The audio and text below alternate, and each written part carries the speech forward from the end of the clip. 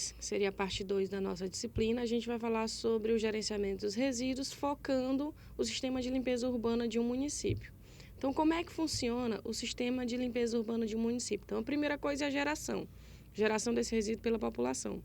Depois é feito o acondicionamento correto desse resíduo, de acordo com a classificação dele. Então, como a gente viu na primeira aula, eles são classificados, né? Então, de acordo com essa classificação, deve-se fazer o acondicionamento correto desse resíduo. Aí sim é que entra a parte da prefeitura, onde realiza a coleta desse resíduo. Depois da coleta é feito o transporte, o tratamento e a sua destinação final. Então, essas são as etapas de como funciona um sistema de limpeza urbana no município. Essa limpeza inclui também a limpeza de logradouros, sarjetos, ralos, feiras, praças, praias, capinas e etc.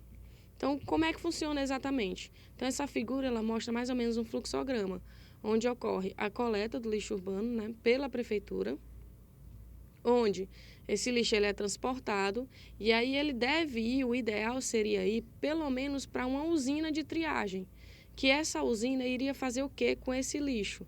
Ela iria receber, selecionar, classificar, de acordo com a primeira aula, iria para uma mesa de triagem, onde nessa mesa ia separar os resíduos orgânicos, que são restos de comidas, galhos, folhas, podas de árvores, onde esses resíduos orgânicos iriam para a compostagem, como a gente falou na primeira aula, para transformar em adubo para o solo. Nessa mesa de triagem, iria separar os inorgânicos, os resíduos inorgânicos, que é vidro, metal, plástico, papel, que iria para a reciclagem.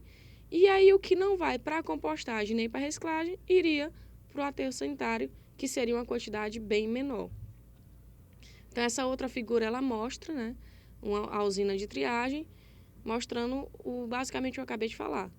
O lixo, ele vai para um pátio, depois ele vai para a mesa de triagem, que seriam as esteiras, onde os catadores iriam separar o resíduo orgânico para ir para a compostagem, o resíduo inorgânico que vai para a reciclagem, o que não vai para a compostagem nem reciclagem, vai para o aterro sanitário. Então, essa foto, essa imagem, ela mostra, né, um desenhozinho do descarrego do lixo, o caminhão descarrega esse lixo nessa usina de triagem que eu falei. E aí a foto das esteiras e dos catadores fazendo a separação. E essa imagem ela mostra uma usina real, né, que seria da cidade de Fortaleza, capital do estado do Ceará, onde mostra a usina de compostagem, porque lá tem esse centro de triagem. E aí a prefeitura faz a coleta nas residências do lixo, leva para essa usina de triagem e essa usina de triagem faz a separação. Então aí a vista geral da usina de triagem. Essa outra imagem mostra o pátio de descarga dessa usina de triagem, onde o caminhão chega e descarrega o lixo nesse pátio. E aí, daí, os caminhões empurram esse lixo para as esteiras, onde nessas esteiras vai ser feita a separação do resíduo orgânico e do resíduo inorgânico. Essa figura ela mostra a esteira onde os catadores iriam catar o lixo. E no final, né, como eu falei, o que não vai para a compostagem, o que não vai para a reciclagem, cai nesses contêineres que é levado para o aterro. Então, essa outra imagem aí, ela mostra o pátio de descarga e a alimentação de esteira já com o lixo.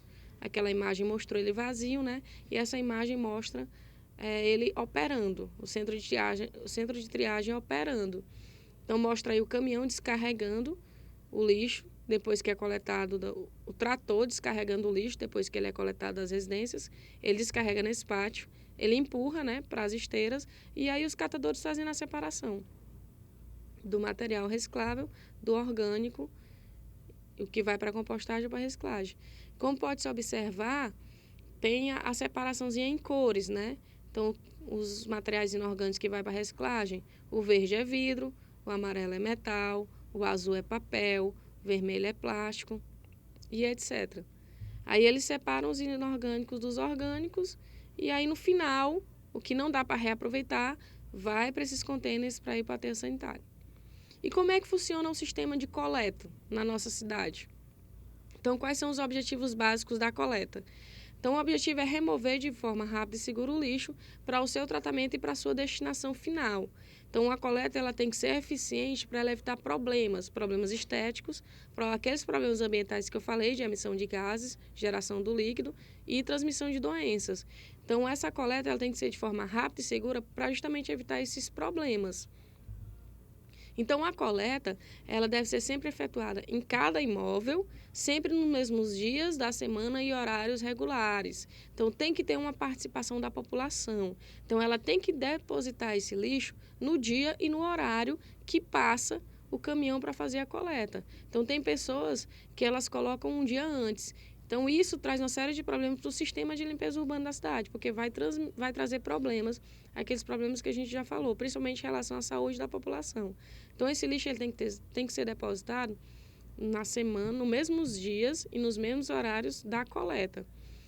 Nem pode ser colocada antes e nem em cima do horário, nem muito tempo antes e nem em cima do horário. Então, tem que ser colocado pelo menos de 10 a 20 minutos antes para essa coleta ser realizada.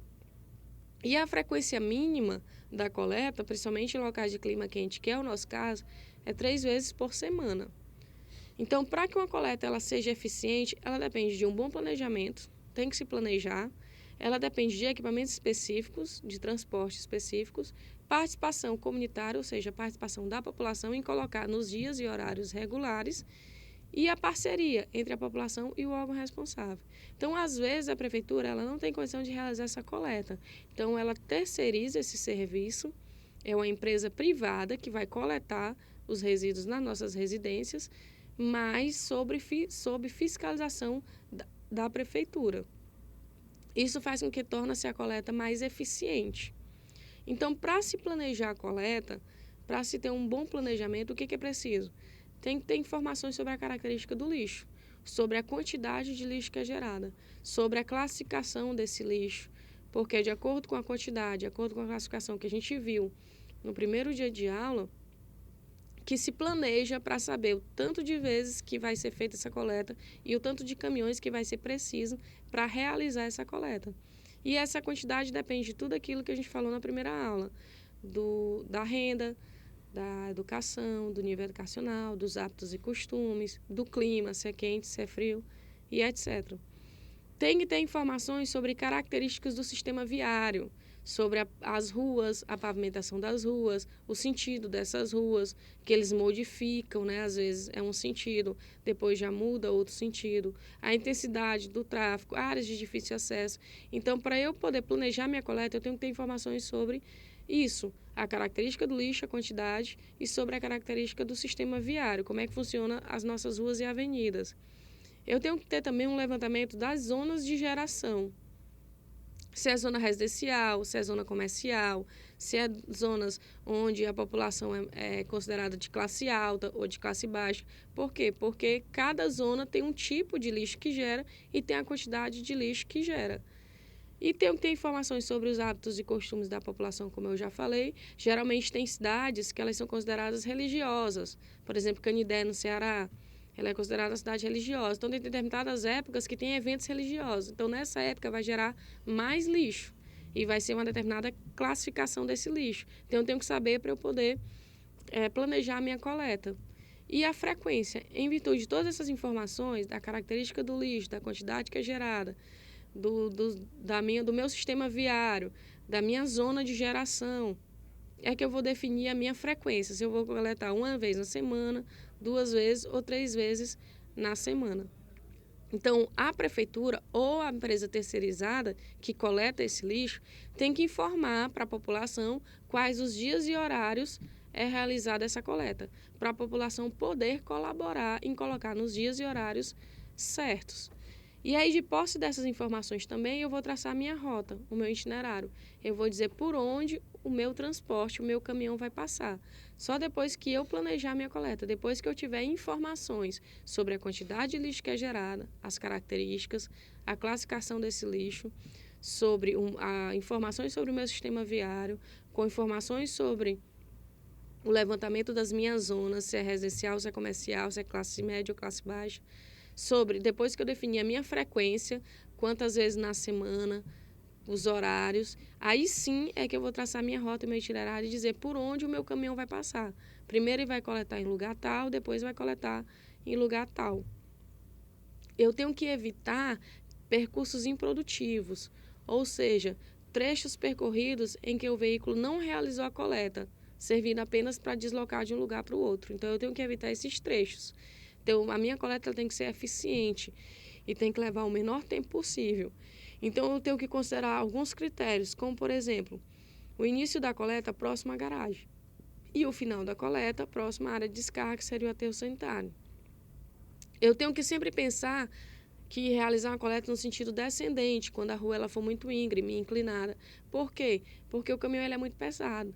Se for no sentido ascendente, que é de baixo para cima, então o caminhão às vezes não consegue subir. Então eu tenho que realizar essa coleta e traçar o itinerário para eu descer a rua, que aí fica mais fácil para o caminhão fazer esse deslocamento. E o percurso tem que ser contínuo, tem que ser dos dois lados da rua. Então eu não posso levar o caminhão entrar na rua, coletar de um lado o lixo, depois voltar pela mesma rua para coletar do outro lado. Não, isso é perca de tempo. E a coleta ela tem que ser o mais eficiente possível no menor tempo. Então, o caminhão, assim que ele entra na rua, já tem que ser feita a coleta dos dois lados da rua. Então, esses são os critérios que devem ser considerados. Então, depois que eu tenho todas as informações e traço o meu itinerário, eu defino o meu horário de coleta. Qual é o melhor horário? Se é diurno ou se é noturno? Então, depende. A regra é evitar ao máximo a perturbação da população. Então, todos os dois têm as suas vantagens e têm as suas desvantagens. Então, eu só vou definir o horário de posse de todas as informações depois que eu planejo, quando eu tiver informações sobre a característica desse lixo, a quantidade de lixo gerada, a classe, a atividade que é gerada naquele local, o tipo de pessoas que moram naquele local. E aí sim é que eu vou definir o meu horário. Então, se a coleta for diurna, quais seriam as vantagens? Durante o dia, ela é mais econômica. Ela possibilita a melhor fiscalização do serviço. Só que aí ela traz desvantagens. Ela interfere no trânsito, né, em horários de pico, traz congestionamentos. Ela tem um maior desgaste dos trabalhadores em regiões de clima quente, principalmente na nossa região. Já a coleta noturna, quais são as vantagens? Ela é indicada para áreas comerciais e turísticas. No caso, ela não interfere no trânsito como a coleta diurna e o lixo não fica à vista das pessoas. Porém, quais seriam as desvantagens? Ela causa incômodo pelo ruído, dificulta a fiscalização e ela aumenta no custo da mão de obra porque tem que pagar adicional noturno. Então, qual é a melhor e qual é a pior? Não tem nem melhor nem pior. Como eu falei, todas as duas têm suas vantagens e as suas desvantagens. Então, vai depender da característica do local, de todas aquelas informações que eu tenho que ter para eu poder escolher o horário para eu poder realizar a minha coleta. E aí sim eu vou escolher o meu tipo de transporte. Depois que eu planejo a minha coleta, aí eu vou escolher o meu tipo de transporte. Então, existe vários tipos de transporte e cada transporte depende da área que você vai coletar.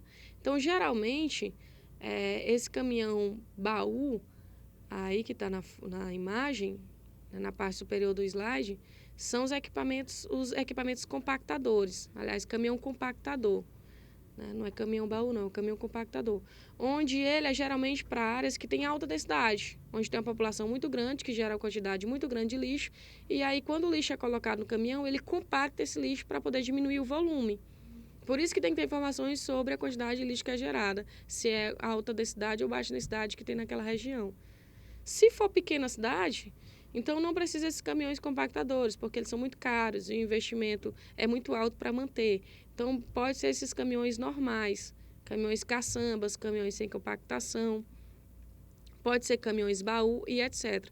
Então, o caminhão depende muito da quantidade de lixo que é gerada e da característica desse lixo.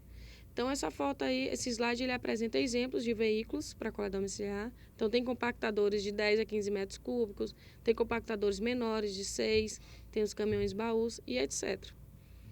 E, no caso, para regiões onde o aterro sanitário ele fica muito longe. Então, fica inviável a coleta desse lixo nas residências para levar para o aterro sanitário. Então, o que é feito? É feito o que a gente chama de estações de transferência ou estações de transbordo. O que são isso? São áreas onde tem uma expansão acelerada muito grande da população e isso dificulta a localização de áreas adequadas para a construção de aterros sanitários. Então, esses aterros sanitários eles são construídos longe. Então, existem soluções conjuntas e integradas para resolver esse problema, que são justamente essas estações de transferências ou estações de transbordos, onde vários municípios, ou até mesmo um município que tenha muitos bairros, é coletado esse lixo através dos caminhões, e aí esse lixo ele é levado para uma área de transferência, para um ponto intermediário, um ponto em comum que a gente chama. E nesse ponto em comum é que vai uma carreta e leva esse lixo para o aterro sanitário. Então, vários municípios ou vários bairros, o caminhão vai lá, coleta esse lixo, leva para esse ponto intermediário, onde esse lixo é coletado nesse ponto intermediário através das carretas que levam para o aterro sanitário. Então, uma carreta dessa, ela é como se ela equivalesse a 3 caminhões. Ela comporta uma quantidade de lixo de 3 caminhões. Então, essa foto ela mostra uma estação, uma operação de transbordo de um navio. Então, o caminhão vai lá, coleta nas residências e leva para esse ponto, onde o navio pega esse lixo e dá a destinação final para o aterro sanitário. Então, essa figura ela diz, caminhão despejando em container. Então, cada container tem capacidade para cerca de 20 toneladas, ou seja, 4 caminhões. Então, os caminhões ele pegam, levam para esse ponto em comum, nesse ponto em comum a carreta leva ou o navio leva para o aterro sanitário. Essas são as estações de transbordo, para diminuir o percurso do caminhão até o aterro, porque aí ficaria inviável quando ele é muito longe da cidade. E, por fim, tem os ecopontos, que são o quê? São locais destinados ao recebimento de resíduos pequenos, de pequenos geradores, que, por seu tipo, peso ou volume, não são recolhidos pela coleta domiciliar regular. Então, nem todo lixo a coleta domiciliar regular pega. Então, às vezes, esses materiais, eles são transferidos para esses ecopontos para eles serem reaproveitados. Então, qual é o objetivo desses ecopontos?